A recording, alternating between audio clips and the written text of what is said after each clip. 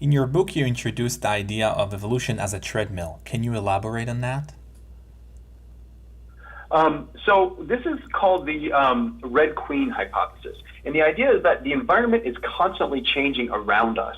Not just us, all creatures, all animals are in an uncertain environment that's constantly changing, and it's all we can do just to keep up. So our adaptations, our evolution, is not so much about us getting ahead, it's about us surviving in a changing environment. And in fact, never is this more true than when we have microorganisms that we're fighting off. And basically our immune system and our our parasites and our pathogens, they're evolving very rapidly because they have small, they're small, they have quick generation time. And so you have those on one hand, and our immune system's on the other, and they're kind of locked in this tug of war. So this Red Queen hypothesis states that the vast majority of adaptation and evolution is basically just to keep you on top of your survival pressures, and it doesn't really move you in any direction. So that's why I say it's kind of like a treadmill. You have to work very hard just to stay in the same place. It's a lot of work of adapting and evolving just to avoid extinction. It doesn't really get you ahead or bring you into a new functionality or new physiology. So I often say it's like you're on a treadmill that is suspended above a snake pit. And if you stop moving, then you're dead. But you have to keep moving and keep running just to stay in the same place. And that's why it's called the Red Queen hypothesis from Alice in Wonderland, where she had to keep the world was moving around her and she had to keep running just to stay in the same place. And evolution is very much like that. The vast majority of our evolutionary pressures are just to stay alive, to stay in our current state, rather than to get ahead or to gain new functionality. We're really just doing everything we can to fight off our pathogens. Does that also mean that we don't not necessarily have a goal, or there is no perfect way to be? Does that make sense? That's exactly right. Perfection is a totally strange construct. The idea of perfection is something that humans invented. Perfection does not exist in nature. It can't, even theoretically.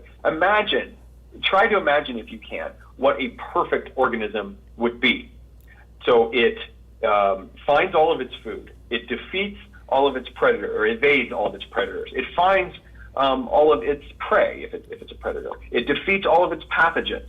It wants for nothing and has everything it needs. How long could it be like that before it has eaten all the food and its numbers have proliferated so much that there's no way it could possibly survive?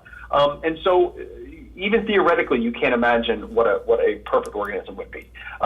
Evolution is a game of being just good enough, just barely surviving. And in fact, the vast majority of creatures and populations do go extinct. And in fact, the vast majority of individuals have no descendants because it is a cruel and an unfeeling game. One of the ways to think about this is that you have a scattershot of offspring from every generation, just a scattershot. Very few of those will actually survive in terms of having descendants long term. We think of having a lot of descendants 3 or 4 generations, but evolution works over much longer periods of time than that, right? So 3 or 4 generations is nothing. The vast majority of organisms that have ever existed have no descendants alive today because their entire line died out in one way or another. So it is a lot of work. One way to think about it, it's not survival of the fittest, it's survival of the fit enough. Are you just good enough to get your genes into the next generation? And that's really what dominates it. That's a great way to put it. So do you think also, is that also means that there is no right or wrong way to go? What do you mean? Does that make sense? For example, for evolution, is it better or worse to develop this mutation? Is it better or worse for you, or there is no way to know? Is that product? Does that make sense? Right. I mean, evolution is not goal-oriented. It's not, headed into a certain direction. And in fact, actually, a lot of people think of evolution as like increasing complexity, increasing sophistication, increasing functionality. That's one way that evolution can go, and it has in some lineages. But in many more cases, evolution actually favors efficiency and speed and simplicity. It's always along the lines of who can get there quicker. But the problem with that is that we when you evolve your way into simplicity and efficiency, what you have is you lose your ability to be adaptable. And so what we've seen is that evolution in the short term often favors simplicity and speed and efficiency, but it also then leads to extinction. In the long term is when sophistication and adaptability, complexity really comes hand in hand.